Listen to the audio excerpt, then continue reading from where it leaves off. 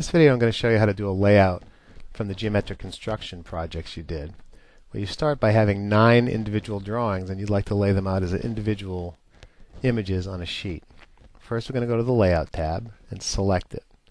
That brings up Paper Space and it shows you a sheet of paper with one viewport. Before I do anything else, I'm going to right click on Layout.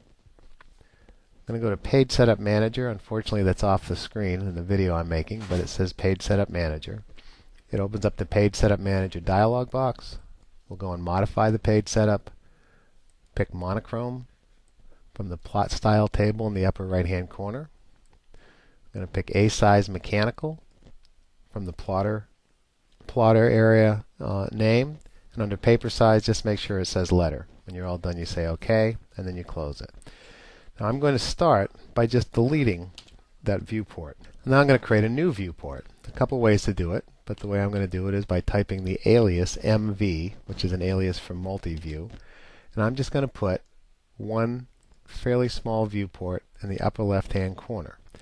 You'll notice it has got everything in it. I'm going to modify the basic size because now I'm going to copy the one that I've got there, pick a base point, just drag it over, put in a second, and then I'm going to put in a third. Now I'm going to copy them again all at once, going down. So that's one group, and then I've got my next group coming down. You can see that didn't quite work, so I'm going to back up to this one. I'm going to make it just a little bit smaller, like so. And now I'm going to do it again. I'm going to copy this, I'm going to bring it over, bring it over. There are other ways to do this, and there are ways to do this with more accuracy, but the point I'm making right now is how you can do a layout of multiple views of one thing on one sheet. So I'm not as concerned about accuracy on this one. Okay, there we have 9 individual windows. They all look exactly the same. I go up in the first one, double click in it and make it active. I'm just going to zoom, which I can do by typing the letter Z and then putting a window around it until the first geometric construction is as large as I can make it. I'm going to come down here to the lock unlock viewport button and lock it. Now normally when you're doing this with a technical drawing you're going to have a specific scale, but since these are geometric constructions I'm just going to make them look good. Do the same thing here, zoom into the next one, type Z for zoom, put a window around the things I want to see. Maybe I'll even go in a little further and just have part of it go off the screen. Lock it. Do it again. Bring the next one up until I can see what I need to see in it. Once I like it, we'll lock that one as well. Do that next one is that reverse OG. Make sure I've got everything I can tell I need in order to tell that you did it correctly. Once you're happy with that, we can lock that. Do the next one with that piece in the middle. Now, got a little mistake here. I'm going to take these two lines and I'm going to place them on the construction layer. And I'm going to bring this up by mistake by hitting the F1 key when I didn't mean to. I meant to hit the escape key. Okay, now I've got that next one. It looks a little bit chunky because I have to do a regen. Typing RE will regenerate it. Go down and lock that one. Go to the next one, which is our kidney bean. It's your personal favorite, I know. Looks like that. Lock this one.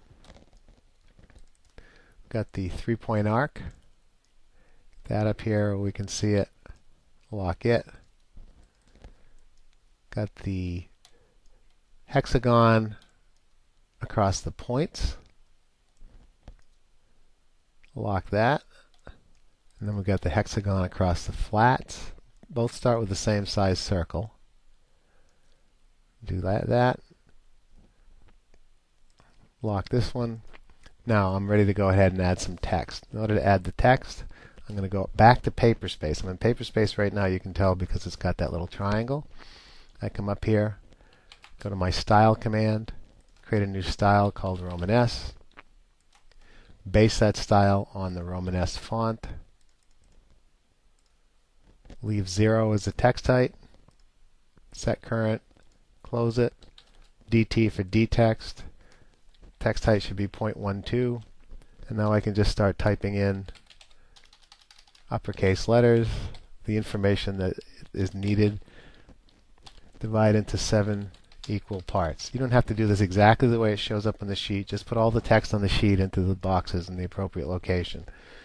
And when you're done, save this, put your name on it first, save it, put it in your folder. You don't even have to have the grid on, by the way. If I double click that and turn the grid off, I don't see it anymore. It's up to you.